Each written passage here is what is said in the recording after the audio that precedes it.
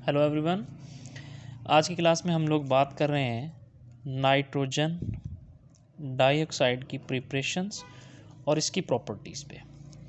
Nitrogen dioxide जो है it is reddish brown gas, reddish brown gas यानी ये कलरफुल गैस होती है। नाइट्रोजन डाइऑक्साइड जो है अगर इसकी स्मेल की बात करें तो it has pungent smell. Pungent smell का मतलब होता है बहुत चुभने वाली स्मेल होती है इसकी। अगर इसकी सोलबिलिटी की बात करें तो it is readily dissolves in water, पानी के अंदर अच्छे से डिज़ोल्व हो जाती है। अब आप सब लोगों को पता होना चाहिए कि नाइट्रोजन नॉन मेटल है और नॉन मेटल के जो ऑक्साइड्स होते हैं जब इनको पानी में हम ऐड करते हैं तो हमारे पास एसिडिक सॉल्यूशंस होते हैं। तो पानी के अंदर रेडली डिज़ोल्व है और जो सॉल्यूशन हमारे पास बनता है वो एसिडिक होता है, एसिडिक सॉल्यूशन बनेगा हमारे पास। और सॉल्यूशन का जो कलर होता है वो याद रखें वो ब्लू कलर होता है, ब्लू एसिडिक सॉल्यूशन की फॉर्मेशन हो जाती है। अभी हम रिएक्शंस में देखेंगे कि वाटर के साथ रिएक्शन करके ये कौन से एसिड्स की फॉर्मेशन करती है। अच्छा जी, आगे इसकी प्रिपरेशंस देखते हैं। अब बहुत सिंपल मेथड है इसको प्रिपेयर करने के। सबसे पहला मेथड बड़ा कॉमन सा है कि लेड नाइट्रेट, ये हमारे पास सॉलिड फॉर्म में होता है। इसको अगर हम लोग स्ट्रांगली हीट करें तो ये लेड ऑक्साइड ये पाउडर की फॉर्म में हम लोग को ऑब्टेन हो जाता है। साथ में नाइट्रोजन डाइऑक्साइड गैस की फॉर्म में एलिमिनेट होती है और ऑक्सीजन की फॉर्मेशन होती है। इस तरह से दूसरा मेथड इसका ये है कि कॉपर का अगर हम नाइट्रिक एसिड, बस यहाँ पे एक छोटी सी बात याद रखनी है, हमने अपनी लास्ट क्लास में जब नाइट्रिक ऑक्साइड की प्रिपरेशन की थी तब भी यही रिएक्शन था सेम कॉपर का नाइट्रिक एसिड के साथ। डिफरेंस क्या है कि यहाँ पे हमारे पास जो नाइट्रिक एसिड है ये कंसनट्रेटेड फॉर्म में है और जब हम लोग नाइट्रिक ऑक्साइड की प्रिपरेशन में देख रहे थे तब हमारे पास डाइल्यूट नाइट्रिक एसिड था। तो जब कंसनट्रेटेड नाइट्रिक एसिड हो तो कॉपर के साथ रिएक्शन करके एक तो कॉपर नाइट्रेट बनेगा, वाटर की फॉर्मेशन होगी, साथ में नाइट्रोजन डाइऑक्साइड की फॉर्मेशन होगी। लेकिन जब हम यहाँ पे डाइल्यूट का इस्तेमाल करते हैं तब कॉपर के साथ रिएक्शन करवाएंगे तब हमारे पास यहाँ पे नाइट्रिक ऑक्साइड की फॉर्मेशन होती है। आगे बढ़ते हैं तो आगे हमारे पास इसके रिएक्शंस हैं। सबसे पहला रिएक्शन बहुत इंपॉर्टेंट है शॉर्ट क्वेश्चंस के हवाले से, इफेक्ट ऑफ टेम्परेचर। टेम्परेचर का क्या इफेक्ट होता है नाइट्रोजन डाइऑक्साइड पे। अब नाइट्रोजन डाइऑक्साइड चूँकि रेडिश ब्राउन गैस है, हम जैसे ही इसको कूल करते हैं तो ये NO2 लिक्विड के अंदर कन्वर्ट हो जाती है। अब ये जो लिक्विड होता है अगर इसके कलर की बात करें तो ये येलो कलर का होता है, येलो कलर का NO2 लिक्विड बन जाता है। जब हम इस लिक्विड को मज़ीद फ्रीज़ करते हैं, ठंडा करते हैं, तो मैं चलो यहाँ पे लिख देता हूँ, तब ये N2O4 ये क्रिस्टल इसके बन जाते हैं। इसको बोलते हैं नाइट्रोजन टेट्राऑक्साइड। इसके क्रिस्टल्स बन जाते हैं और ये क्रिस्टल्स जो होते हैं वो कलरलेस होते हैं, कलरलेस सॉलिड बन जाता है। चूँकि गैस है, गैस को ठंडा किया, लिक्विफाई हो गया येलो कलर का। जब इसको हम ठंडा करते हैं तो ये कलरलेस सॉलिड बन जाता है। अब जब इस कलरलेस सॉलिड को हम लोग 140 डिग्री सेल्सियस पे हीट करते हैं, यानी इस कलरलेस सॉलिड को जो कि नाइट्रोजन टेट्राऑक्साइड है, इसको जब हम हीट करते हैं तो हमारे पास मिक्सचर बनता है N2O4 वेपर्स की फॉर्म में और नाइट्रोजन डाइऑक्साइड, इन दोनों का मिक्सचर बन जाता है। ये वेपर्स बन जाते हैं, ये गैस की फॉर्मेशन हो जाती है। तो ये हमने रिवर्सिबल एरो यहाँ पे लगा दी है जो इस बात को शो कर रहे हैं कि हमारे पास ये भी बनता है और ये भी बनता है। कब? जब हम लोग N2O4 जो कि कलरलेस सॉलिड है इसको हम 140 डिग्री सेल्सियस पे हीट करते हैं तो ये सॉलिड जो है इसके कुछ वेपर्स बन जाते हैं और वो पेल येलो कलर के होते हैं और कुछ डीकम्पोज होके नाइट्रोजन डाइऑक्साइड यानी गैस की फॉर्मेशन हो जाती है जो रेडिश ब्राउन कलर की होती है। फिर जब हम इस नाइट्रोजन डाइऑक्साइड को 620 डिग्री सेल्सियस पे हीट करते हैं तब हमारे पास गैसेस जो कि नाइट्रिक ऑक्साइड और ऑक्सीजन इसका मिक्सचर बन जाता है जो कि कलरलेस होता है। तो फाइनल जो डीकम्पोजिशन हमारी होती है वो 620 डिग्री सेल्सियस पे होती है।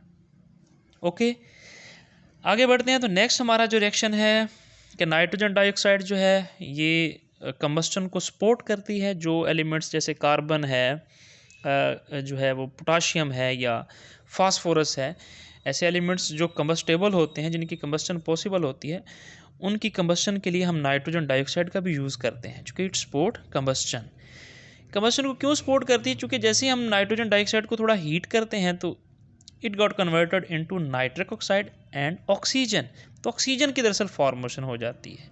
और all of you know that combustion is impossible without oxygen. तो फिर जैसे ही हम फास्फोरस है, कार्बन है, इसको नाइट्रोजन डाइऑक्साइड की प्रेजेंस में हीट करते हैं तो इनकी कंबस्टन हो जाती है। जब इनकी कंबस्टन होती है तो ये अपने ऑक्साइड्स में कन्वर्ट हो जाते हैं। तो NO2 जब ब्रेक डाउन होगा, डिकम्पोज होगा, तो NO में कन्वर्ट हो जाएगा, साथ में ऑक्सीजन बनेगी। ये हमने ऊपर वाले रिएक्शन में मेंशन किया हुआ है।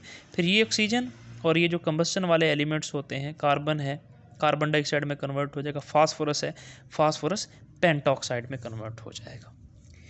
नेक्स्ट रिएक्शन जो इसका है ये भी बहुत इंपॉर्टेंट रिएक्शन है, वाटर के साथ रिएक्शन। अब चूंकि हमने अभी इस प्रॉपर्टी में बात की कि नाइट्रोजन डाइऑक्साइड जो है ये वाटर के अंदर रेडिली सॉल्युबल है, डिसॉल्व हो जाता है आसानी से। तो जब हम in the absence of air, important reaction है इसलिए इसको याद रखिएगा कि जब हम नाइट्रोजन डाइऑक्साइड को वाटर के अंदर डिसॉल्व करते हैं in the absence of air, यानी ऑक्सीजन की गैर मौजूदगी में, एयर की गैर मौजूदगी में, तब हमारे पास नाइट्रिक एसिड और नाइट्रस एसिड इसका मिक्सचर बन जाता है। और जब हम एयर की प्रेजेंस में, यानी ऑक्सीजन की प्रेजेंस में ये रिएक्शन करवाते हैं, यानी नाइट्रोजन डाइऑक्साइड वाटर के अंदर ऐड किया in the presence of air, तब ओनली नाइट्रिक एसिड की फॉर्मेशन होती है। तो एक इंपॉर्टेंट रिएक्शन है। आगे बढ़ते हैं तो आगे हमारे पास अल्कलीज के साथ इसका रिएक्शन है, सोडियम हाइड्रोक्साइड है या पोटाशियम हाइड्रोक्साइड है। जैसे हम इसको नाइट्रोजन डाइऑक्साइड के साथ रिएक्ट करवाते हैं तो हमारे पास NaNO3 sodium nitrate, NaNO2 sodium nitrite, ये नाइट्रेट है, ये नाइट्राइट है, दोनों की फॉर्मेशन होती है और साथ में वाटर मॉलिक्यूल्स एलिमिनेट होते हैं। इस तरीके से पोटाशियम के साथ जब हम पोटाशियम हाइड्रोक्साइड के साथ जब रिएक्शन होगा तो पोटाशियम नाइट्रेट, पोटाशियम नाइट्राइट और वाटर की फॉर्मेशन होगी। लास्ट वाला रिएक्शन ये भी बहुत इंपॉर्टेंट है, ये आपकी एक्सरसाइज का क्वेश्चन है, बहुत दफ़ा एग्जाम में आया है, इंपॉर्टेंट है ये वाला क्वेश्चन। नाइट्रोजन डाइऑक्साइड याद रखें, it is strong oxidising agent, बहुत अच्छा ऑक्सीडाइजिंग एजेंट है। यानी ऑक्सीडाइजिंग एजेंट किसको कहते हैं? जो ऑक्सीजन डोनेट करने की सलाहियत रखता हो, हाइड्रोजन खींचने की सलाहियत रखता हो, या हर वो मेंबर जो इलेक्ट्रॉन रिसीव करने की सलाहियत रखता हो, उसको हम लोग ऑक्सीडाइजिंग एजेंट बोलते हैं। अब H2S जो है इसको ऑक्सीडाइज करके सल्फ़र में कन्वर्ट कर देता है। FeSO4 की ऑक्सीडेशन होती है तो ये फेरिक सल्फेट में कन्वर्ट हो जाता है, ये फेरस सल्फेट है। पोटाशियम आयोडाइड में आयोडीन को ये I2 के अंदर कन्वर्ट कर देता है। अब NO2 के साथ जब H2S का रिएक्शन करवाते हैं हमारे पास तो H2O की फॉर्मेशन होती है, सल्फ़र बन जाता है और साथ में नाइट्रिक ऑक्साइड की फॉर्मेशन होती है। तो इसमें अगर आप देखें सल्फ़र की ऑक्सीडेशन की है, ऑक्सीडाइजिंग एजेंट उसको बोलते हैं जो किसी दूसरे रीजेंट को ऑक्सीडाइज कर दे। सल्फ़र यहाँ पे -2 ऑक्सीडेशन स्टेट में और यहाँ पे 0 है, तो इसका मतलब सल्फ़र ने यहाँ पे यानी इधर से यहाँ तक आने में इलेक्ट्रॉन लूज़ किए हैं और जो इलेक्ट्रॉन लूज़ करता है उसको हम ऑक्सीडेशन बोलते हैं। तो इसका मतलब NO2 ने H2S में सल्फ़र की ऑक्सीडेशन कर दी है, तो it act as an oxidising agent. Similarly यहाँ पे फेरस सल्फेट में देखें तो आयरन जो है वो +2 ऑक्सीडेशन स्टेट में, अगर यहाँ पे देखें तो यहाँ पे इसकी ऑक्सीडेशन स्टेट +3 है। तो इसका मतलब NO2 के साथ रिएक्शन के करने से FeSO4 जो है वो Fe2SO4 में कन्वर्ट हो गया, यानी फेरस फेरिक में कन्वर्ट हो गया।